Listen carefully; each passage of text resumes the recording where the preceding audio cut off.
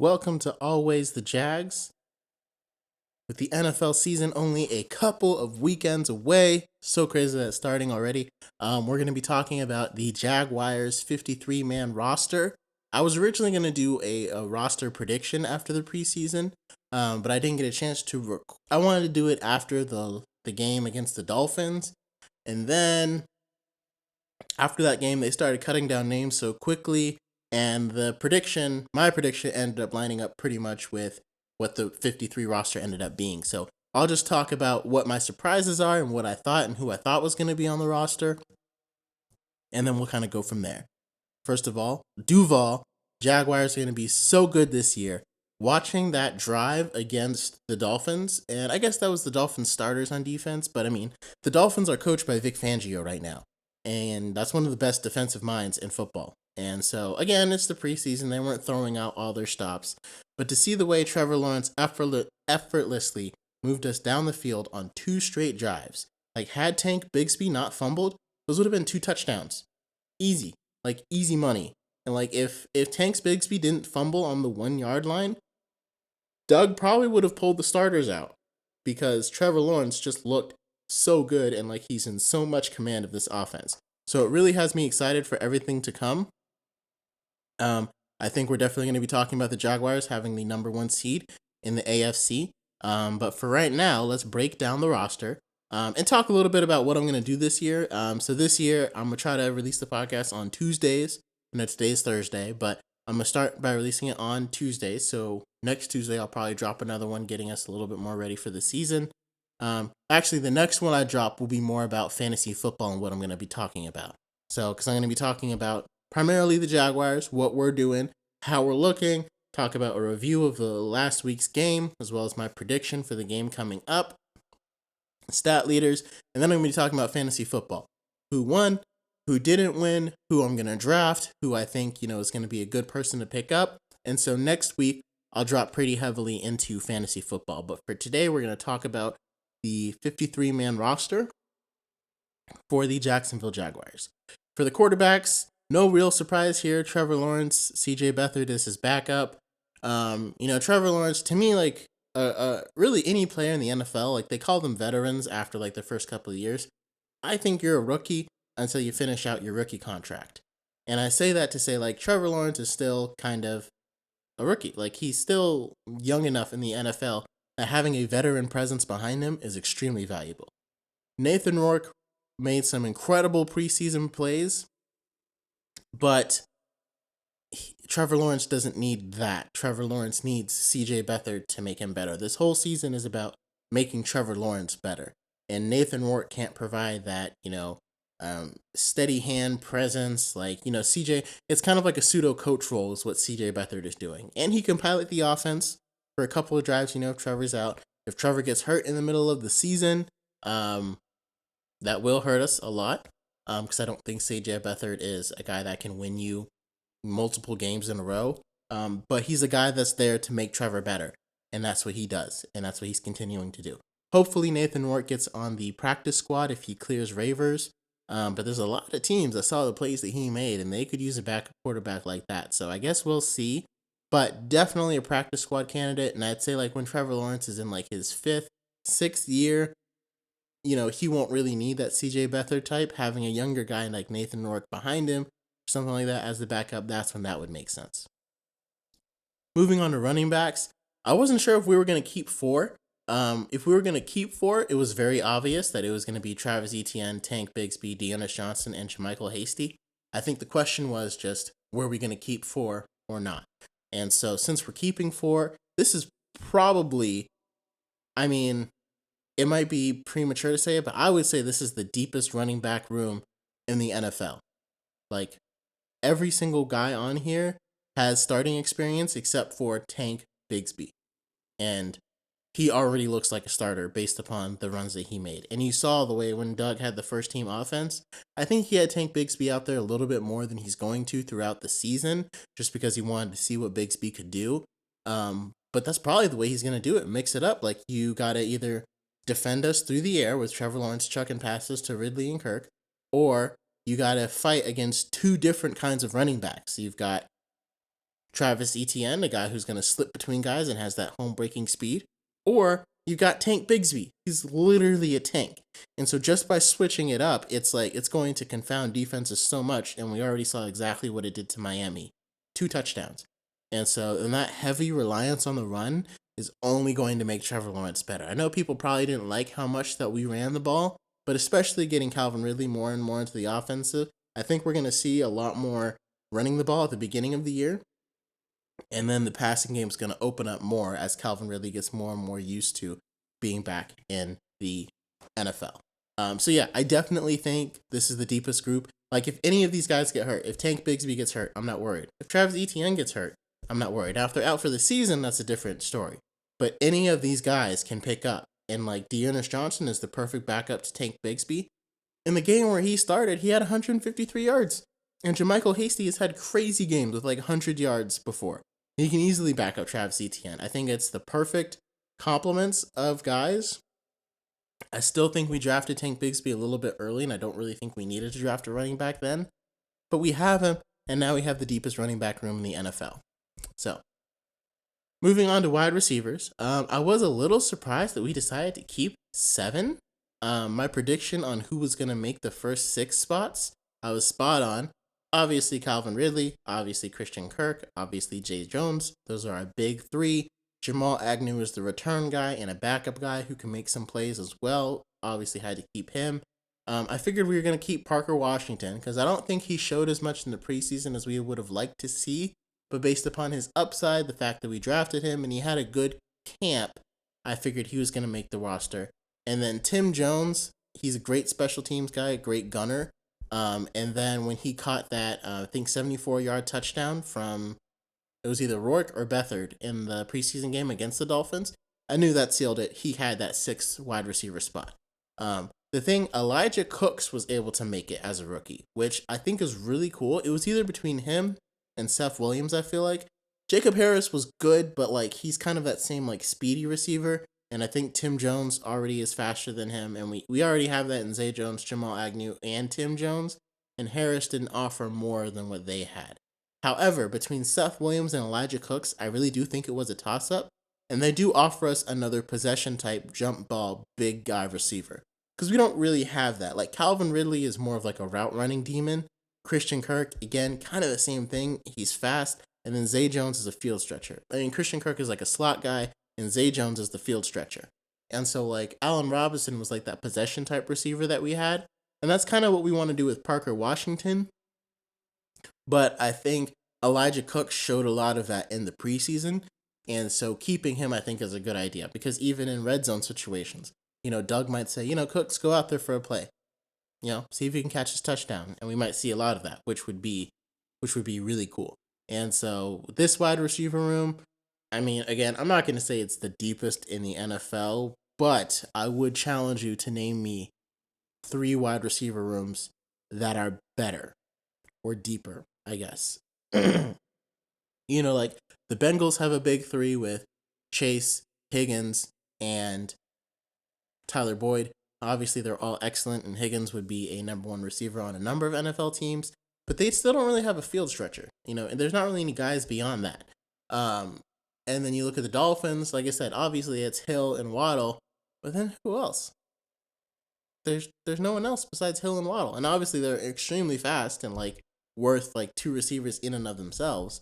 But the point is the depth. We have so much depth for our wide receiver room. Like just 2 years ago, this was our weakest position, and now it might be our strongest. Like I think quarterback is still our strongest, but again, the work that we've done with our wide receivers. And then that 68 pass that Calvin Ridley caught, yeah, he's going to be fine. He's going to make beautiful music with Trevor Lawrence.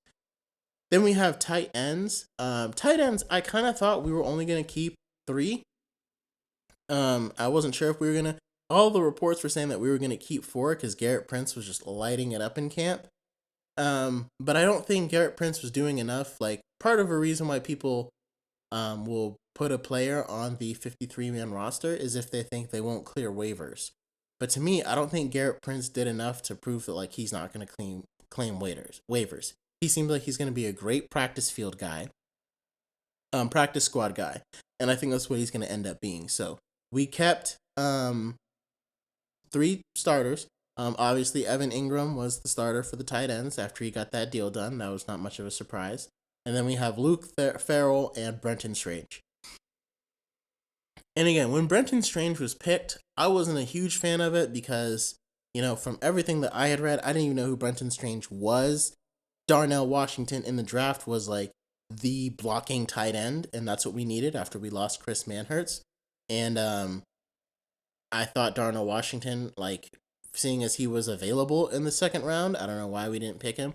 The fact that we could have got him in the third round, and I still don't know who's ultimately going to be better. But from what I've heard, Darnell Washington has been hurt most of camp, and I'm not sure if he made the Steelers 53. Brenton Strange, however, during the preseason and camp, all he's been doing is laying guys out in the run game. And he is such a willing blocker, and I think he really loves it. Like, he really, really loves blocking. And so I think Brenton Strange, though, like, he's been just mauling people in the run game. And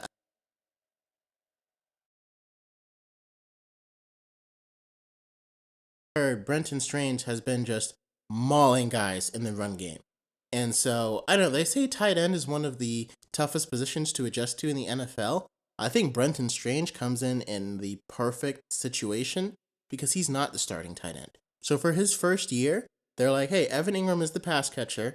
Brenton Strange, work on blocking. Work on one thing. Get really good at blocking because that's what we need. And that's what he was good at in college. And so I think that he can develop that receiving set. He's still a threat to receive. Like, he has good hands and he's caught some really good passes.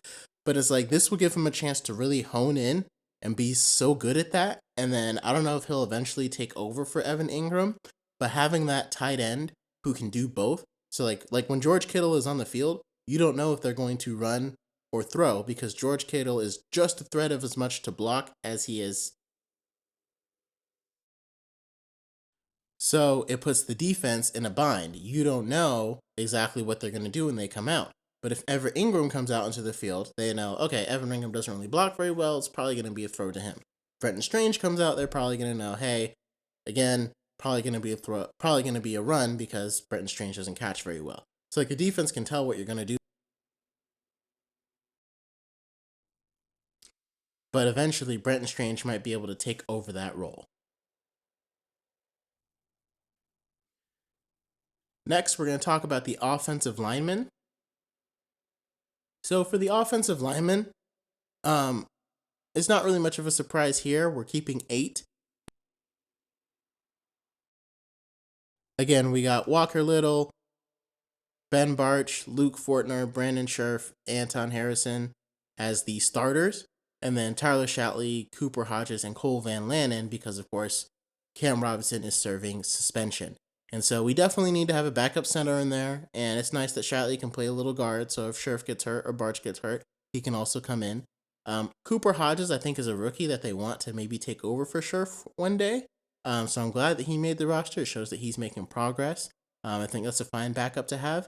And then I think Cole Van Lannon, he's just kind of like Josh Wells, I think was going to be that swing guy, but he ended up getting hurt, so now Cole Van Lannon is there.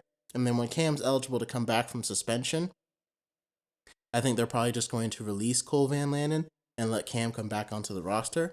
And so the question there becomes like, what do you do? Because, Cam Robinson is a starting caliber tackle who will be the swing tackle if Anton Harrison and Walker Little are playing as well as they did against the Dolphins, because they are both have been playing lights out. And apparently they've just pretty much been all good. I always thought Walker Little was at least as good as Cam Robinson, if not chance to be better. I think he's proven that this year. And Anton Harrison, like if you listen to Tony Baselli talk about him, apparently he's just picking everything up right away. It's not even difficult for him. And so will they like slide Walker Little to guard? Will they make Cam Robinson play guard over Ben Barch? It's hard to know. I don't think they'll put Little or Harrison on the bench when Cam comes back if they're both playing well, because you just keep that going. And if those are your guys for the future, you just want them to keep getting better with more reps. Honestly, if anything, based upon when Josh Wells comes back or when he recovers from his injury, Cam Robinson might make a really good trade bit before the trade deadline happens. I would probably keep him right up until then because, again, you don't know who's going to get hurt. You don't know what's going to happen. And you don't know another team might have a guy get hurt, and suddenly they're willing to give up a premium draft pick for Cam Robinson. And in fact, because he's on our payroll, like, again, the Rams traded a second and a third for Von Miller to the Broncos, and in exchange for the Broncos agreeing to pay his salary while he came over and played for the Rams and they won a Super Bowl. Now, Cam Robinson is going to transform a team the way the Rams do. However, if you have a team out there with Super Bowl aspirations and one of their guys gets hurt, and the Jaguars are like, well, we've got Cam Robinson, and our two tackles are healthy, and our swing tackle just got healthy, so we can trade you Cam Robinson. You want a second round pick? You got a second round pick? Like, they could trade him for a second, maybe even a third, and agree to pay his salary because we have that enough on the cap. So I don't think they would mind paying a salary for a team that's like, they're about to make, has Super Bowl aspirations, having a really good season like the 49ers or something, and one of their guys gets hurt and they need a quick fix, but they're willing to risk it all because they think they can get the Super Bowl. So I would say if we can't get more than a third or a second for Cam, I wouldn't trade him towards the deadline, and I would offer to pay his salary, even possible. Otherwise, there's nothing wrong with having a bunch of good tackles. Cam Robinson will probably more than likely not be here next year. There's no doubt about that. If you can get something for him before you have to release him, excellent. I don't think he looked as great as we would have liked, because you do want him to look really good because you want him to be attractive to other teams as well, but you also want your tackles to feel very comfortable in their positions. So it creates an interesting dynamic, but overall, I think Walker Little and Harrison are going to start for the entire year. I don't know if they're going to put Cam in at guard. I really don't think so, because I think they're going to let Ben Bartch do his thing and see how well that he does. If he's like really struggling, then they maybe will put him in, but I don't necessarily see if Cam can play guard better. And so, like I said, maybe they will. And then after this season, they still would have to answer that guard position, though. So I think they would rather just have their answers all set right now. And then if Cam Robinson becomes a good trade target, we could do it. And that would be even better because that would be like trading Cam Robinson for Calvin Ridley. That works for me. Especially because if we give Calvin Ridley a new contract, which I have a very good feeling he's going to earn himself, we have to give up a second round to the Falcons next year. Well, if Cam Robinson gets us a second rounder from a team like, I don't know, Bengals, Chiefs, somebody that's going to be right there knocking on the door of the Super Bowl, I think that's quite the worthy investment.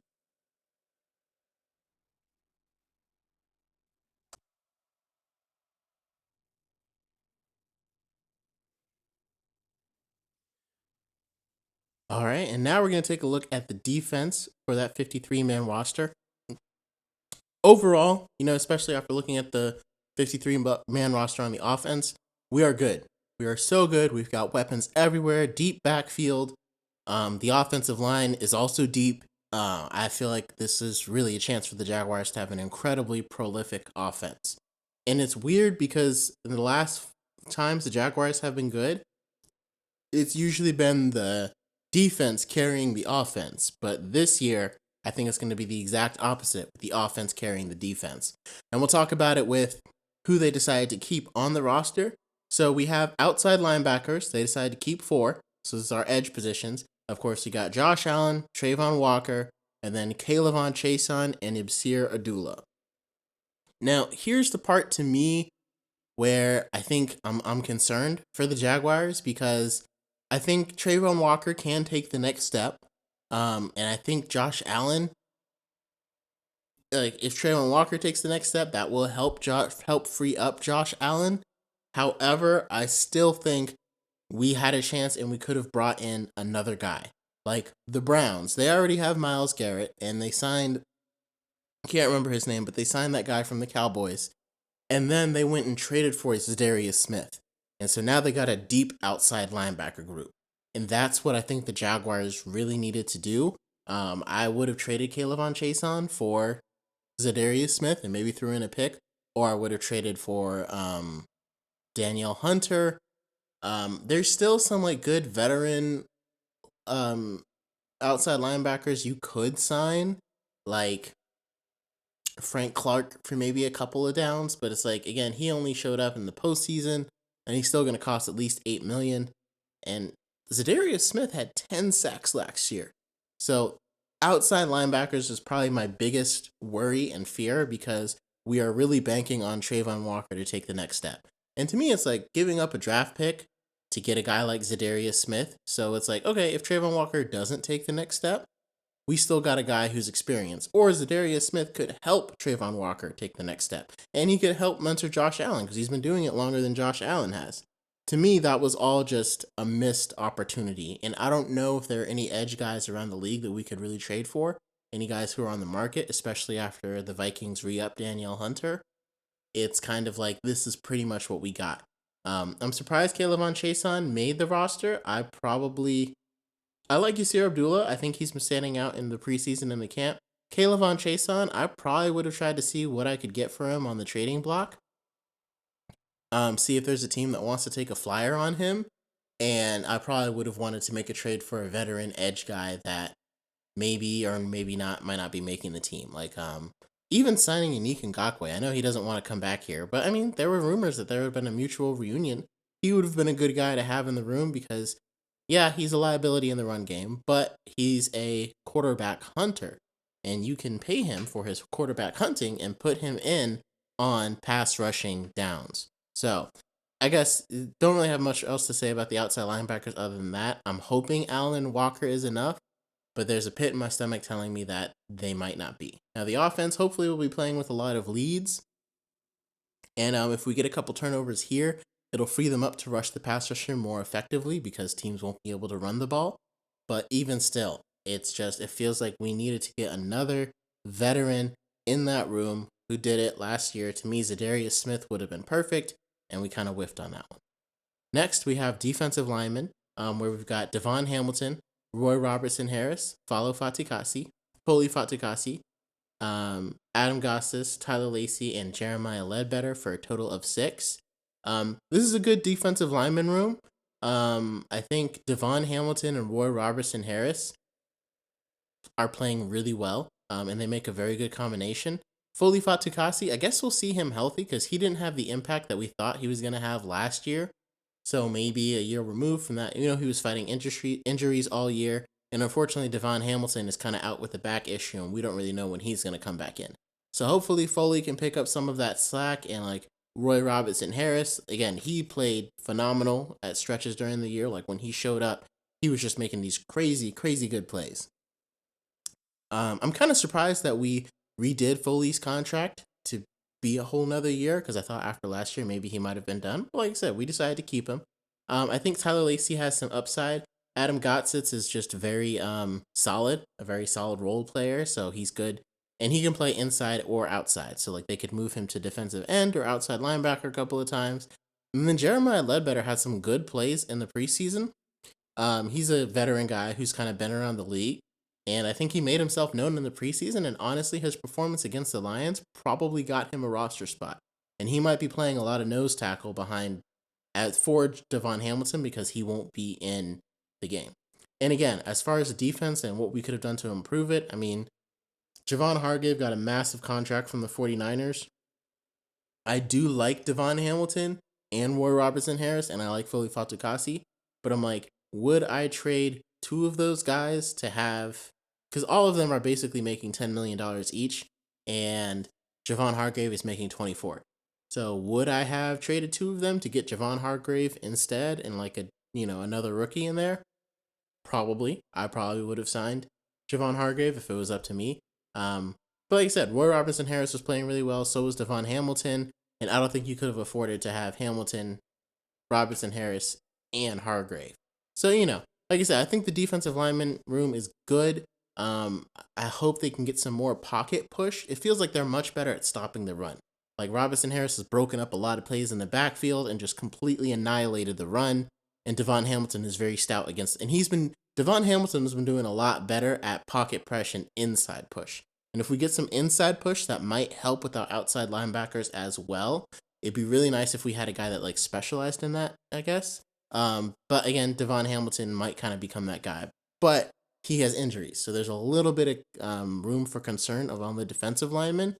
That might be a trade that we make during the season, maybe to get another one if Devon Hamilton, if we realize we're missing that play from Devon Hamilton, or the same thing outside linebackers, if we realize we're missing edge presence, we might, in the middle of the season, go grab one. Inside linebackers, I'm surprised that we ended up keeping 5 here. We have Foye Oluokun, of course, Devin Lloyd, and then Chad Muma, Shaquille Quarterman, and Caleb Johnson. I'm surprised. Yeah, I am surprised that we decided to keep 5 because usually only 2 are on the field at once. But I suppose, Caleb Johnson might have some special teams value. I know Shaquille Quarterman plays a lot of special teams. And Chad Muma kind of does, but he also can play in the game because Chad Muma, I'm hoping Devin Lloyd gets a lot better, but Chad Muma was really good at knowing his spot and knowing what to do, and he's very solid against the run. I just don't think he's as good in coverage. And I think Devin Lloyd has the talent and the speed to be a lot better in coverage than Chad Muma is. It's just, can he start playing with instinct? And if he can just grasp the system, if our defensive coordinator can help, I'm forgetting his name for some reason, but if our defensive coordinator can help him grasp the system a little bit better, Devin Lloyd could be playing. He could play just like Miles Jack did, because Miles Jack was excellent in coverage. And that would allow Foye Oluokun to make sure the rest of the defense is good and keep working as a tackling machine. So again, not entirely sure exactly how, or I guess that's why we decided to keep 5, just in case. But it's a very good inside linebackers group. It's just, there's like how the switch turned on for Trevor Lawrence, that switch needs to turn on for Devin Lloyd, because everything is there. And like when you look at Trayvon Walker, going back up to the outside linebackers, what he's missing is the moves. He needs to learn the moves that guys use, the punches, the hits, the stunts, to get offensive linemen on him, and then his power will come with it. That's going to take time. For Devin Lloyd, it's not really, he just has to learn, this is my spot and this is where I need to be. And when a guy comes into my zone, I can play instinctually. And so maybe our defensive coordinator can make it a little more friendly to Devin Lloyd's skill set, because I think he has the skills to be incredibly good if he can just stop getting confused. And so another training camp might help him. We'll see. Someone even suggested moving him to edge, moving Trayvon inside, and letting Muma play full time. Maybe that's why we decided to keep 5 linebackers, because, throughout the season, if it seems like Devin Lloyd is not really getting it, maybe that's what we will do. If Devin Lloyd and Trayvon Walker aren't seeming like they're doing it as well, yeah, make Devin Lloyd a outside linebacker, let Trayvon Walker rush from the inside from the 3 technique as a defensive lineman. That would be perfectly fine, especially if Devon Hamilton's not able to go for a few weeks. So we'll see exactly what happens. Again, you don't want to. They still believe Trayvon Walker is an outside guy, and I think they want to give him at least another season to do it. I just know our offensive core, like the Bengals, their Super Bowl window on their offensive core, the clock is ticking, and same for ours. So while we're waiting for these guys on defense to develop as much as we want them to, the time's gonna come where we won't be able to pay Lawrence, Ridley, and Kirk, and Jones all at the same time. So we maybe have 1, 2, maybe 3 more years with the 4 of them all together, along with Ingram and ETN, before some guys having to start going. So our defense, we can't wait that much longer for it to catch up. But like I said, we will see. And I'm hoping for the best. I hope Trayvon Walker turns the page at outside linebacker, and I hope Devin Lloyd turns the page at inside linebacker. Next, we have cornerbacks. And cornerbacks, we decided to keep 6. Which again was, I don't think it was surprising. I thought we were going to keep 5 and then 5 safeties. But for a while, I was thinking that we were going to keep, I think they took one of those spots from the tight ends. And they decided to keep 6 cornerbacks instead of keeping 4 tight ends. So cornerbacks, of course, we have Tyson Campbell, Darius Williams, Gregory Jr., Trey Herndon, Christian Braswell, and Monteric Brown. So Tyson Campbell is obviously a number 1 corner, with him on the outside opposite Darius Williams. He played a lot better. So we're probably going to allow Tyson Campbell to continue matching up with the team's number 1 wide receiver and let Darius Williams play against their 2nd wide receiver, see how well that goes. And they should be good on the outside. Sometimes they might even switch it up. I think it would be a good idea sometimes, because Tyson Campbell, he is a number 1 corner and he is a stud. but it's like, those really, really elite receivers will probably still be able to do some damage against him. Like he got beat, I think, by, I can't remember who it was, but it was in the Commanders game last year. And so he's getting better and better. But sometimes, like if you have a secondary receiver, like Tyson Campbell can erase them. You know what I mean? Like Tyson Campbell can likely put them away. If you're playing a team like the Bills and you've got Gabe Davis and Stephon Diggs, well, I know Tyson Campbell can just erase Gabe Davis from the game. And so I can put Darius Williams on Stephon Diggs and then make sure that Williams has safety help, and Williams can disrupt Diggs as he's getting into his routes and his breaks because Williams has that experience as a veteran, but allow knowing that he has safety help over the top. So now Josh Allen's two outside weapons are gone. Because you could put Tyson Campbell on Stephon Diggs and he'll probably win, but he also might lose.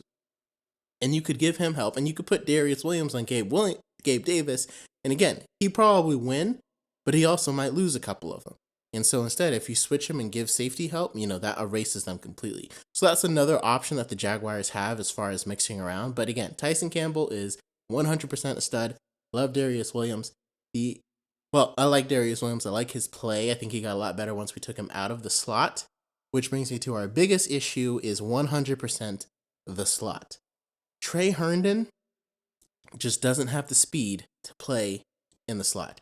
In the preseason game, he had a really nice pass breakup, and I think that's because, when the field is condensed like that, it allows Trey Herndon to play a little better and a little more instinctively because he doesn't have to have that same speed to match guys coming in and out of their breaks because they can't do it as quickly when the field is so condensed. So he had a really nice pass breakup, and so maybe use him in the slot like when another team is in the red zone, but it's like Michael Pittman, when he was in the slot against the Colts, we just got killed over the middle because Trey Herndon couldn't keep up with him. And there was a one point where he was playing in the slot and he allowed 100% passer rating. 100%. No, completion percentage. Trey Herndon had allowed 100% completion percentage. And so I think they're comfortable with him, and I don't know why. Gregory Jr. has made some great plays. His only chance to start would be in the slot, and I think he made some good plays in the preseason in the slot, but I haven't seen enough to feel good about it. Same with Christian Braswell. He's a rookie. Haven't seen enough to play to feel good about it. And Monteric Brown is just a backup outside corner for Campbell or Williams. And I think Junior, Herndon, and maybe Braswell can all play outside if need be, but the biggest question mark is definitely nickel corner. And you need one because that's why we lost to the Colts. Like, if you look at our two games, we beat them 24-0 because Michael Pittman was out. And the guy that they had in the slot, Herndon could keep up with. The next game, we lost because whenever Matt Ryan needed to complete it, Michael Pittman would just line up in the slot, beat Trey Herndon, they moved the chain, and we lost by a touchdown. Now, that was the difference between shutting out an opponent and losing by a touchdown. So I guess we'll see. This is another one of those situations where we'll get into the safeties here in just a second because I think they might want Antonio Johnson to play the slot, and he's pretty good in coverage. I think he's better. I don't know if he's like a slot nickel cornerback. This is one of those situations where, I wish that we had drafted Brian Branch or maybe even signed CJ Gardner-Johnson, which is very interesting that the Lions got them both. So I don't know exactly what the Lions' plans are because both of them excel in the slot. They might want Gardner-Johnson to play more safety and have Brian Branch. But honestly, I think that Brian Branch is going to take the starting job. And I don't know if CJ Gardner-Johnson, I think the Lions are probably going to end up trading him before the end of the year. So if our slot woes aren't figured out by then, I would definitely trade for CJ Gardner-Johnson. Although I think the answer would have been, again, it's hard to know if Brenton Strange would have been there in the second round, but we easily could have traded up past the Patriots to get Brian Branch once he dropped out of the first round. And that would have instantly solved any slot issues that we have because he's one of the best slot players to come out of the league in a long time. And he played in Alabama's defense. And, to plug a rookie in at the slot position, they have so many other guys to rely on him. They don't really have to be like a stud right away. So again, we have some depth here. I think slot is the biggest thing that worries me. If you look about our team, the only holes are slot, and we still don't know if our edge guys are going to be able to do it. So then we move on to safeties, and again, it kind of works in with what I was talking about the slot. We have Rayshon Jenkins and Andre Cisco to obviously start. I think Andre Cisco is going to play. I think Rayshon Jenkins is going to play very close to the box because he's good at filling up that last box roll and sniffing out where the run is coming from and helping to get everybody lined up. Andre Cisco is going to play deep in the back, probably give that help, that second help towards those really good wide receivers, hopefully use his ball hawking skills to maybe nab a couple interceptions. Then we got Denzel Thomas, who's an excellent special teams player. Sorry, I forgot what I was talking about there for a second. Daniel Thomas, excellent special teams player. We have Andrew Wingard, who actually coined the term that this podcast is named after. It was always the Jags. And then Antonio Johnson, who's is a rookie. Now, Antonio Johnson was supposed to be he was probably my favorite pick of the draft, but right up next to Anton Harrison, because he was the second best slot player in the draft. I would have much rather had the first best because, again, Brian Branch was so good and we could have had him both. And I think Brian Branch excels at coverage. Antonio Johnson more excels at tackling. So as in, like, Antonio Johnson, like, the guy might catch the ball from the route that he's running in the slot and he'll tackle him. But it's like, you want a guy that's not going to allow him to be open in the first place. And so I think Antonio Johnson is going to end up becoming our slot guy. I just don't know when, because he's had some injuries and he hasn't got a chance to like really get his feet wet and play in the preseason. And so he purely got this roster. Well, he didn't purely get it, but I feel like he got this roster spot on his talent, upside, and the fact that we did kind of get a steal in the draft because he was graded as a first rounder by some first or second rounder, and we got him in the fifth. So I think that's why we're keeping 5 safeties. He's going to end up playing our slot position.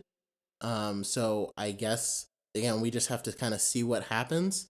I'm hoping Antonio Johnson gets the job and runs away with it. And I hope we don't have to trade for somebody because, we've got a guy on a rookie contract and he has the talent to really play that position well. And that would also free us up to like maybe the only trade that we need to make is a guy who can either push the pocket more from the inside or get another edge guy to kind of mix it around in there. So then, of course, specialists, we got kicker Brandon McManus, punter Logan Cook, long snapper Ross Mastic. I believe Mastic was hurt. Mastisic was hurt, but he should be back now. He had a shoulder issue, but I think he's back now. And we could see how rough it was without having him on there because we didn't have another long snapper. So that's another thing to keep in mind and for us to watch for throughout the season because a long snapper position, you don't think about it much, but it does have a big effect on your football team. Logan Cook is one of the best punters in the NFL, and Brandon McManus was a nice upgrade. This is the kind of thing that like contending teams do. We had a good kicker in Riley Patterson, but Brandon McManus is more consistent and has done it for longer. And we were able to trade Riley Patterson to the Lions so that we didn't have to just outright release him. So I think McManus will be good for us. I think he's got a slightly stronger leg, and he's a little bit more accurate. Of course, with all the touchdowns that Trevor's going to be throwing to Calvin Ridley, Brandon McManus is probably going to be more like, hey guys, I have a job too. Do you want me to do anything? No? Okay. So very good. Overall, I think our special teams is set, and it's very good. Offense is obviously set, and it's going to be dynamic. I only have a couple of questions on the defense. And like I said, the number one thing that I question is it seems like we're comfortable with that slot position, and I don't know why. I don't see why we should be. It would be nice to sign a guy who can come right in and play it. I think Antonio Johnson can develop into that, but I think we're going to be in a lot of shootouts this year, and a lot of people are going to look to hit us over the middle. And so we'll see how well that works, and especially if they're doing those quick throws, like that's not going to help Trayvon Walker and Josh Allen get better at sacking the quarterback because they're not going to have any time to get there. So that's why we need a good slot guy. And so, like I said, I'm hoping Antonio Johnson can become that and really develop into that. Only time will tell. Otherwise, this 53-man roster does nothing to change my predictions for the year. I still have the Jaguars going 13-4. Tony Baselli has them going that. Pete Prisco has them going that. Only games I picked them to lose, 49ers, I think the Bengals. I have them losing against the Saints just because of that's a kind of a trap game. And then losing against the Chiefs. But we might even beat the Chiefs, and I could be wrong there, and that would be awesome. So Yeah, Jaguars going to have a fantastic season, going to be pushing for the number one seed. I think if Trevor hits 5,000 yards, he will probably be the MVP, and I could see him doing it. This is going to be probably one of the most exciting seasons in Jaguars history. And of course, this is with all the talk about them moving to Daytona Beach. I recently just moved from the Daytona Beach area all the way up to Charlotte. So if the Jaguars do, in fact, move to Daytona Beach to play their games at the International Speedway while they get a new stadium, I will be kicking myself for a very, very long time. But I guess we'll just have to wait and see. So anyway, thank you guys for tuning in to Always the Jags. Next week, we're going to get into fantasy football. Got a couple of drafts coming up, and then the season starts, and we are underway. So yeah, podcast is going to come out every Tuesday. Again, we're going to talk about the game that we just had, predicting the next one, and then getting into fantasy football. But today, I just wanted to go over the 53-man roster as we get ready for the season. And of course, it was always the Jags.